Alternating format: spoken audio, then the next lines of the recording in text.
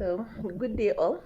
I would like to thank the Global Freedom Board for giving me the opportunity to speak on this issue. My name is Dr. Halima Halliru. I'm a family physician of the Nigerian Anatomy, and I'm here to speak to you about Afro-optimism. As we all know, Africa is at a crossroads of a huge transformation. And in this age of ascendancy, a huge surge in Afro-optimism has been noticed by the world. So it is up to all of us as Africans to make this vision manifest through useful strategic reforms. So being optimistic is a good start because it alters the mindset to want to make a change for the better. But actions are needed for change to manifest, hence the need for a realistic and down-to-earth reform or reforms that are culturally and socially acceptable by most Africans. So what does Africa have in terms of useful capital? We have human capital, we have resource capital, and we have arable land capital. As a matter of fact, Africa has 70% of the world's arable land. So using these abundant resources is the way forward for Africans. A lot of people are coming to the realization that their communities have to be actively involved in strategies to improve the ways of lives for their people. Hence why as Africans we have to reduce our dependence on the government because only we can shape our destiny.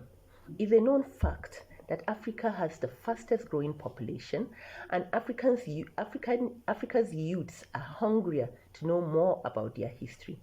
So with the availability and variety in media outlets, information has become easier to access, which has seen a surge in youths demanding better from the ruling class. From the ruling class. A recent example is what happened between the so-called Gen X and President Ruto of Kenya. Most of the youth see him as an autocratic leader, hence the push for more demand in their participation in governance, the push for better access to freedom of speech, and also more understanding and tolerance from the government. After all, the youths of today are going to be the leaders of tomorrow. So now what is the way forward for Afro-optimism to yield fruition?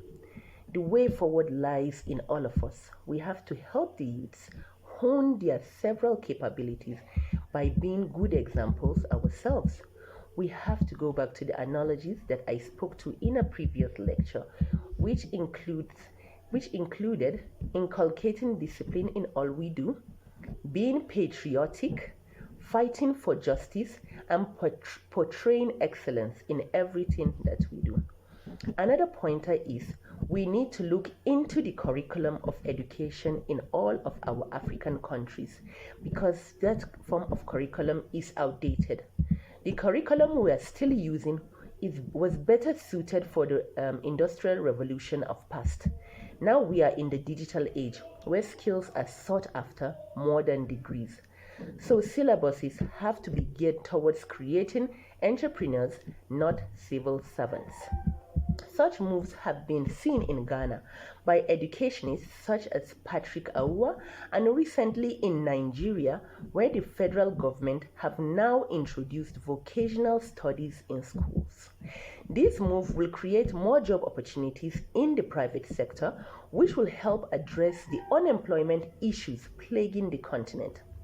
As we all know, an idle man is the devil's workshop, so we cannot completely blame the youths for engaging in dangerous and illegal activities when we didn't assist them to have access to activities that will lead towards their development and those of their communities, towards their positive development and those of their communities. So the right type of education cannot be underestimated as being one form of a major reform. We are aware of the push towards green energy. That's another thing that a lot of African youths have noticed. And how the so-called first-class countries are buying up green spaces in Africa to offset their carbon footprints instead of reducing the pollution that their countries produce. So for Afro-optimism to truly come to fruition, we must demand a stoppage to such trickery. The USA, that's the United States of America, and China are the world's greatest polluters. So why should Africa's industrialization to be put on hold so that they can continue polluting the atmosphere, the waters, the lands unabated? Africa contributes less than 0.00001% of the world's pollution. So giving up our green spaces means we are taking responsibility for the pollution of others. It is something that needs to be addressed as soon as possible. When we are responsible for our green spaces and industrialization, only then will we see appropriate management of our forest and eco-friendly industry.